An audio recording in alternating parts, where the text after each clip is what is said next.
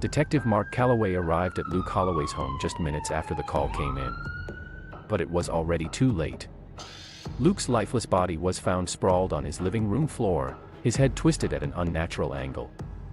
The crime scene was as methodical as the last two, clean, efficient, and with the same ominous note tucked into his pocket. "You know what you did." Jessica Hart exhaled sharply beside him. "Whoever's doing this is moving fast. We need to get to the last two before they do." Matt Reynolds and Eric Palmer were now the only survivors. If they wanted to live, they needed to talk. Matt had already taken matters into his own hands. By the time Mark and Jessica reached his law office, he was gone. His secretary said he had grabbed his car keys in a panic and fled town. Eric, however, was different. He was holed up in his house, gun in hand, jumping at every shadow. When the detectives arrived, he nearly shot them through the peephole. "They're dead," Eric shouted as they barged inside. "He's coming for me next." "Who, Eric?" Mark pressed. "Who's coming?" Eric's eyes darted around the room, filled with paranoia. "It's Michael. He's back. I don't know how, but he's back. And he's killing us one by one." Mark narrowed his eyes. "Are you sure?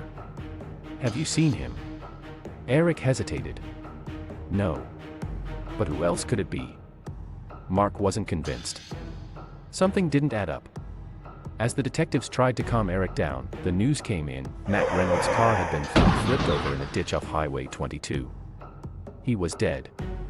Autopsy reported a poison known as the Whisper's Veil found in his body days prior to his death. 4 friends down. 1 left. Mark and Jessica made the call. Eric was coming with them to the station for protection. But as they left his house, the streetlights flickered, and a shadow moved across the front yard. Eric froze, his face draining of color. No, it can't be. Then the gunfire started. Chaos erupted. Mark shoved Eric down as bullets shattered the windows of his house. Jessica returned fire, but the shooter was fast, vanishing into the night. They managed to get Eric into the squad car and sped toward the station. But the terror in his eyes wouldn't fade. "It's him," Eric whispered. "I saw his face." "Who?" Mark demanded. Eric swallowed hard. "Michael. He's alive." Mark exchanged a glance with Jessica. If Eric was telling the truth, then the impossible had happened. Michael Weaver had survived the accident all those years ago and had come back for revenge. But something still didn't sit right. As soon as they reached the station, they placed Eric in protective custody. But that night, Mark couldn't shake the feeling that they were missing something. Digging deeper, he revisited the old files, the yearbook photos, the missing persons report. Then something clicked. Michael had no family left. No ties. If he had truly survived, where had he been all these years? And why had no one ever recognized him? Then he found it, a hospital report from a psychiatric facility 3 towns over. A John Doe admitted 5 years ago, suffering from dissociative amnesia, matching Michael's description. He had been released just a year prior, under a new name. Mark's heart pounded. He had met this man before. Rushing back to the station, Mark burst into the holding cell where Eric was pacing. "You're not scared because Michael is back," Mark said coldly. "You're scared because you knew all along he never was." Eric's face twisted. "What are you talking about?"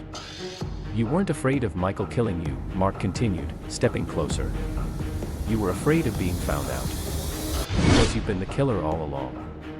Jessica stiffened beside him. "Mark, what?" Mark turned to her. "Think about it. If Michael was alive, why wait 20 years for revenge? Why kill them in such a calculated way? The only person who had something to lose if the truth came out was Eric." Eric's silence spoke louder than words.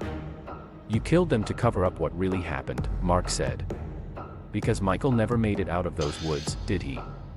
Eric's hands clenched into fists. "It wasn't supposed to go that far," he muttered. "We were just messing around." But when we came back the next morning, he was still tied up. Still there. Jessica's eyes widened in horror. "He was dead, wasn't he?" Eric exhaled sharply. "Yes. He was dead. We panicked. Buried the body deep in the woods. Swore never to speak of it again. His voice turned bitter.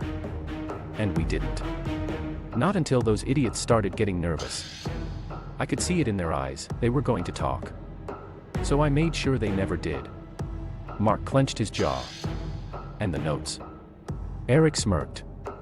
A little psychological trick. Make them think it was Michael. Make them scared of a ghost, not of me. He leaned back against the wall, exhaling. But I guess you figured it out. Doesn't matter now. It's over. Mark shook his head. Not for you. You're going away for a long time, Eric. A week later, the search team found Michael's remains, buried deep in the woods just as Eric had said. The town mourned a boy who had been forgotten for 20 years. At his small memorial, Mark placed a hand on the old, faded yearbook photo of Michael Weaver. You deserve better, he murmured. As for Eric, he was sentenced to life in prison. Rockford was finally at peace. But its dark past would never be forgotten.